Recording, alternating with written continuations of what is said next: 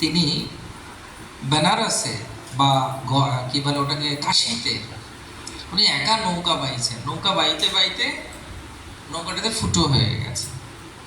তখন তিনি ডুবে যাচ্ছেন আর বলছেন, আমার যা সম্পত্তি আছে ভাই সব তোদেরকে দিয়ে দেবো, আমাকে বাঁচা।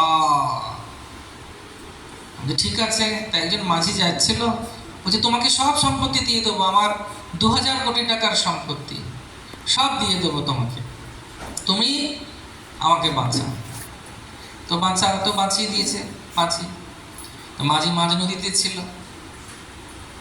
তো মাঝ নদী থেকে যখন ধীরে ধীরে পাড়ের দিকে যাচ্ছে, প্রান্ত বেঁচে গেছে, তখন বলছেন, আচ্ছা মাঝি, আমার তো 22 কোটি টাকা ব্যবসা, অত তুমি নিয়ে কি করবে এই মাঝি?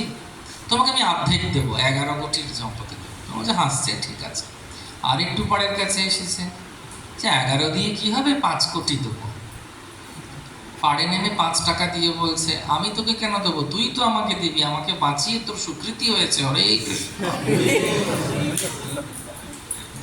সেই জন্যে বক্তব্য হচ্ছে খুব সুন্দর। সেটি কি, ভালো কাজে আমন্ত্রণ পেয়েছি, তার উপরে যদি বিষ্ণুর সেবা হয়, তার উপরে যদি বৈষ্ণবদের সঙ্গ হয়, সেখানে যদি আহ্বান পাওয়া যায়, ছাড়া উচিত?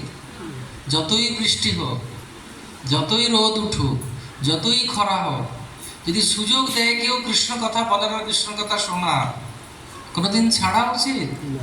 কেন? বৈষ্ণব সঙ্গে কি হয়? সেজন্যে ভগবান নারদকে বলছেন, কি বলছেন?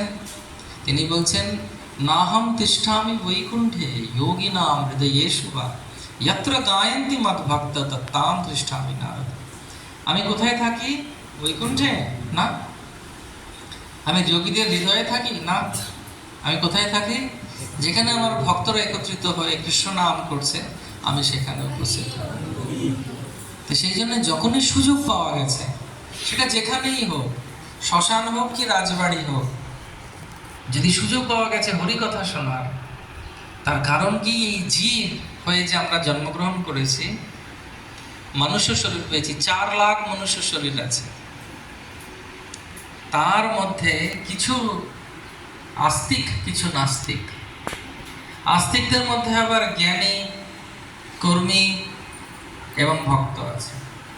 তাদের মধ্যে শ্রেষ্ঠ হচ্ছে ভক্ত, তারা ভগবানকে ভালোবাসে। ভক্তদের মধ্যে আবার আছে অনেক ভাগ,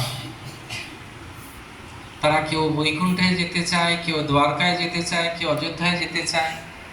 তাদের মধ্যে শ্রেষ্ঠ হচ্ছে যারা গোলক বৃন্দাবনে যেতে চায়। কেন? সেখানে গেলে কৃষ্ণের যে স্বয়ং সম্পূর্ণ রূপ, চৈতন্য মহাপ্রভু যেটা বলছেন, যে বিষয়ে আমরা আজকে আলোচনা করব আগামী আজ আর কাল, সবাই আসবেন তো? তো সেখানে আমরা আলোচনা করব। তার শুরুতেই তিনি বলছেন যে তার মধ্যে শ্রেষ্ঠ হচ্ছে ভগবানকে ভালোবাসা। তার কারণ কি, ভগবানকে ভালোবাসার 4টি স্তর রয়েছে। একটা ভয়, একটা আকাঙ্ক্ষা বা ইচ্ছা, তৃতীয়টি হচ্ছে দায়িত্ব, এবং সর্বোপরি হচ্ছে অন্নাবিলাসিতং শূন্যং জ্ঞান কর্মাদি অনাবৃতম অনুকূল্যেন কৃষ্ণানুশীলনম ভক্তির উত্তম। আমার কিচ্ছু চাই না প্রভু, আমি শুধু তোমাকে চাই।